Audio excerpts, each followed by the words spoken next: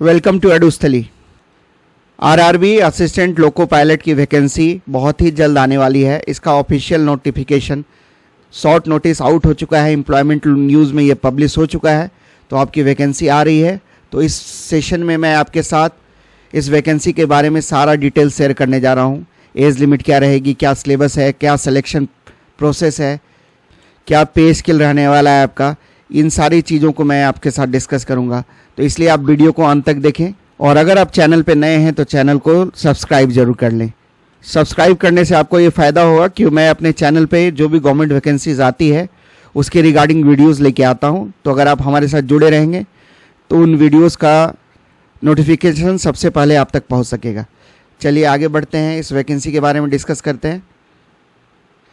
ये जो वैकेंसी है आपकी असिस्टेंट लोको पायलट की वैकेंसी है, ये अभी आई नहीं है, बट इसका फॉर्म जो आपका 10 अप्रैल को ये खुल जाएगा, एप्लीकेशन का विंडो, और जो लास्ट डेट रखा गया है आपको अप्लाई करने का वो है 9 मई 2025। जहाँ तक एज लिमिट की बात रही तो इसमें जो जनरल कैंडिडेट्स हैं उनके लिए जो मिनिमम एज लिमिट है वो है 18 ईयर्स और जो मैक्सिमम एज लिमिट है वो है 30 साल। ओबीसी वाले बच्चों के लिए जो मिनिमम एज लिमिट है वो 18 ईयर्स और मैक्सिमम एज लिमिट 33 ईयर्स। वहीं शेड्यूल कास्ट और शेड्यूल ट्राइब के बच्चों के लिए minimum age limit 18 years and maximum age limit is 35 years. और कट ऑफ डेट जो रखी गई है जिससे आपकी एज लिमिट डिटरमाइन होगी वो होगी 1 जुलाई 2025 को। 1 जुलाई 2025 आपका कट ऑफ डेट है। और जो टोटल वैकेंसीज आएगी आपकी वो लगभग अप्रोक्सीमेट 9,900। सारे आरआरबीज़ को अगर मिला दें तो इतनी वैकेंसीज इस बार आने वाली है। अब हम एलिजिबिलिटी की बात कर लें तो एक मेडिकल स्टैंडर्ड्स इसमें मांगा जाता है, वो A1 स्टैंडर्ड मांगा जाता है। ये क्या होता है ये मैं आगे आपके साथ डिस्कस करूंगा वीडियो में। इसमें जो एलिजिबिलिटी है आपको 10th पास होना चाहिए, उसके साथ साथ आपको ITI या फिर डिप्लोमा या फिर पॉलिटेक्निक या फिर बीटेक, सिविल और CS ब्रांच के बच्चे अप्लाई करने के लिए एलिजिबल नहीं है। ITI आपका किसी भी ट्रेड में हो सकता है, जैसे fitter, electrician, mechanic, instrument mechanic, maintenance mechanic, mechanic radio and TV, mechanic motor vehicle, wireman, tractor mechanic, MHL and coil winder, mechanic diesel, heat engine, turner, machinist, refrigeration and air conditioning mechanic. तो आप समझ गए कि matric के साथ अगर आपके पास ITI की डिग्री है या फिर डिप्लोमा है या फिर इंजीनियरिंग की डिग्री है मैकेनिकल या इलेक्ट्रॉनिक्स ब्रांच में, तो आप इस फॉर्म को भरने के लिए एलिजिबल। मैकेनिकल, इलेक्ट्रिकल, इलेक्ट्रॉनिक्स या फिर ऑटोमोबाइल इंजीनियरिंग, ये सारे बच्चे इस फॉर्म को भरने के लिए एलिजिबल हैं। जहाँ तक एग्ज़ाम पैटर्न की बात रही तो एग्ज़ाम आपका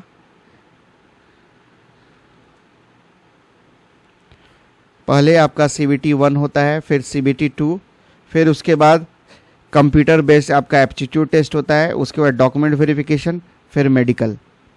CBT 1 बेसिकली एक क्वालिफाइंग नेचर का एग्ज़ाम होता है, एक स्क्रीनिंग एग्ज़ाम है बेसिकली ये, ताकि जो भी एलिजिबल कैंडिडेट्स हो CBT 2 के लिए उनको सेलेक्ट किया जा सके। तो एक तरह से ये क्वालिफाइंग एग्ज़ाम होता है, इसका मेरिट लिस्ट से कोई लेना देना नहीं है। और जो CBT 1 में जो क्वेश्चंस आपको देखने को मिलेंगे, टोटल 75 क्वेश्चंस मिलेंगे।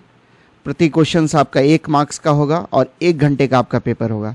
और निगेटिव मार्किंग भी है आपकी, 1/3 मार्क्स आपके डिडक्ट कर लिए जाएंगे हर एक रॉन्ग आंसर के लिए, आप ध्यान रखेंगे। तो फाइनल मेरिट लिस्ट बनाने में CBT 1 का मार्क्स को काउंट नहीं किया जाएगा। ये बेसिकली एक स्क्रीनिंग एग्ज़ाम है, 1 घंटे का आपका पेपर रहता है, 75 क्वेश्चंस आते हैं और प्रति क्वेश्चंस का वेटेज 1 मार्क्स का होता है।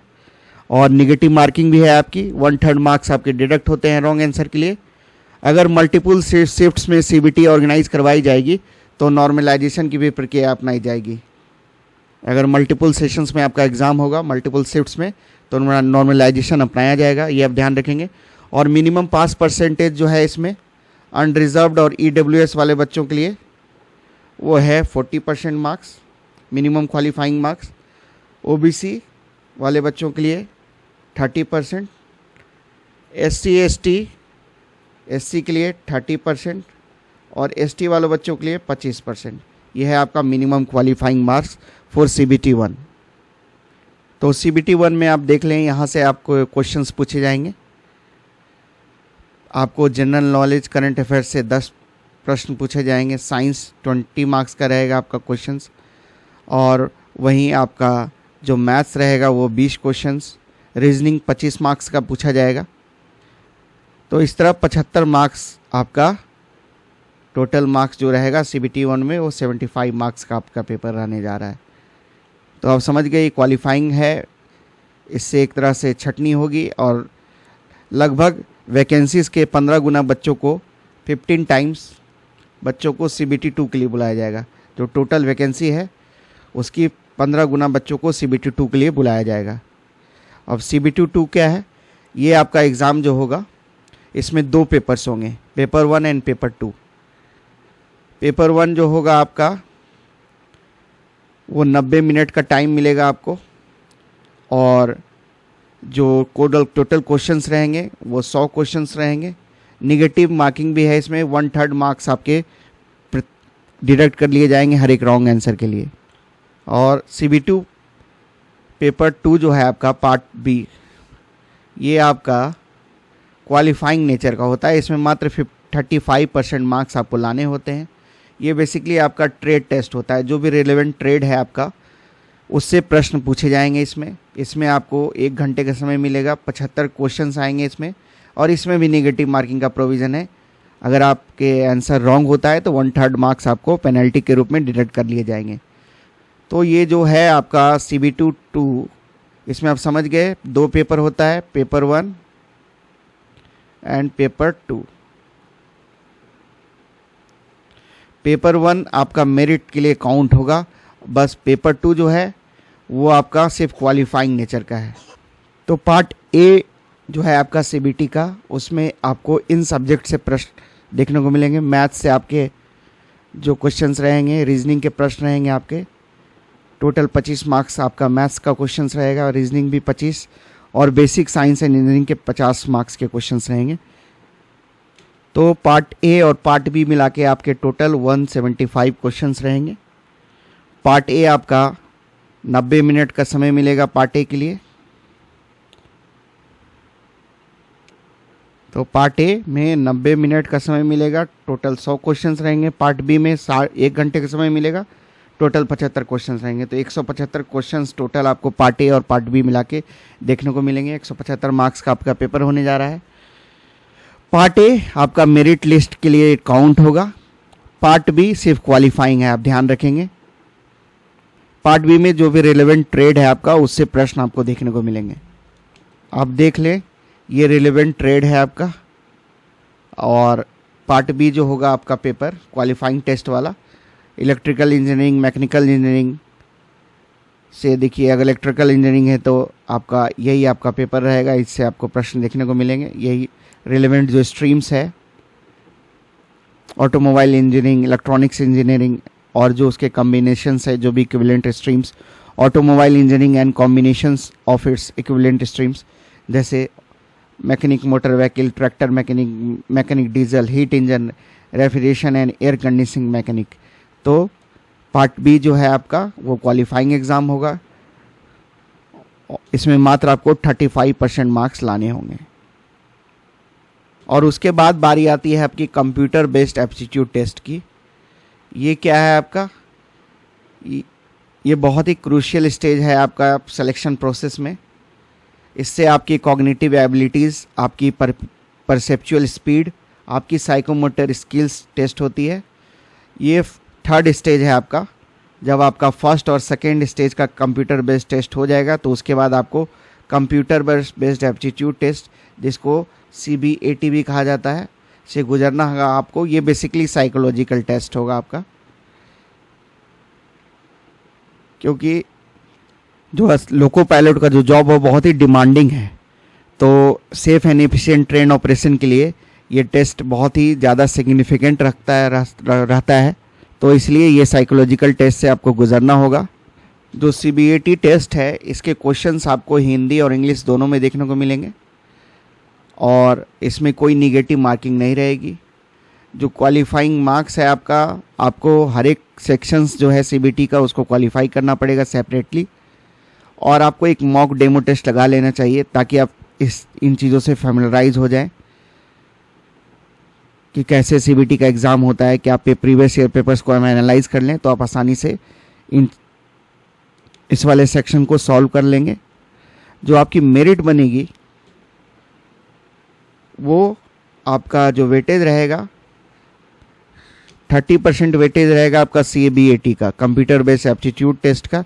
जो स्कोर आपने ऑब्टेन किया होगा CBAT में उसका वेटेज 30% रहेगा, और 70% वेटेज रहेगा जो आपने पार्ट ए ऑफ CBT2 जो मार्क्स आपने स्कोर किया है। CBT2 अभी हमने CBT2 में आप जान गए कि पेपर 1 होता है, 2 पार्ट होता है, part A and part B. Part B सिर्फ क्वालिफाइंग नेचर का होता है, इसमें रिलेवेंट ट्रेड से प्रश्न देखने को मिलते हैं। और पार्ट ए जो है आपका ये आपका बेसिकली डिसाइडिंग फैक्टर रहेगा, इसका 70% वेटेज है। और उसके बाद जो CBAT है उसका 30% आपका वेटेज है। तो सबसे क्रूशियल आपका जो पेपर होगा वो CBT2 का पार्ट 1 होगा, पार्ट ए वाला पेपर होगा, जिसमें आपके मैथ्स, रीजनिंग और बेसिक साइंस एंड इंजीनियरिंग के प्रश्न देखने को मिलेंगे। मैथमेटिक्स में आपका BODMAS, decimal, LCM, ratio, proportion, profit loss, geometry, trigonometry, square root, age calculation, trigonometry, calendar and clock, pipes and cistern, फिर reasoning, syllogism, Venn diagram, jumbling, data interpretation, decision making, similarities and differences, analytical reasoning. फिर basic science and engineering से आपके engineering drawing का question आएगा आपका, projections, views, drawing instrument, lines, geometric figures, symbolic representation, unit measurement, mass, weight and density, work, power and energy, speed and velocity, heat and temperature, basic electricity, levers and simple machines, occupational safety and health, environment, education, IT literacy. इन सभी क्षेत्रों से आपको प्रश्न देखने को मिलेंगे। तो यही आपका डिसाइडिंग होगा आपके सिलेक्शन में। उसके बाद आपका मेडिकल सर्टिफिकेट, आपको मेडिकली फिट होना है इस वाले ALP में, क्योंकि ड्राइवर का जो जॉब है असिस्टेंट लोको पायलट का, तो साफ साफ कहा गया है कि a candidate must be physically fit in all respects. अगर आप विजुअल स्टैंडर्ड्स आपका 6x6 distant vision without glasses और कॉन्टैक्ट लेंसेज, आपको फॉगिंग टेस्ट भी पास होना होगा, और must pass test for colour vision, binocular vision, field of vision and night vision. LASIK surgery अगर आपकी हुई है तो आप इस फॉर्म को भरने के लिए एलिजिबल नहीं है। भरेंगे भी तो आप मेडिकल स्टैंडर्ड्स को क्वालिफाई नहीं करेंगे, आप बाद में छाट दिए जाएंगे। तो आप ध्यान रखें, आपकी आंख अच्छी होनी चाहिए। Neither vision must be SN 0.6 without glasses और कॉन्टैक्ट लेंसेज। तो आपको फिजिकली फिट रहना है, अच्छा आपकी जो विज़न है आपकी वो अच्छी होनी चाहिए, तभी आप मेडिकली फिट डिक्लेयर किए जाएंगे। इसलिए A1 स्टैंडर्ड्स का मेडिकल इसमें बोला गया है।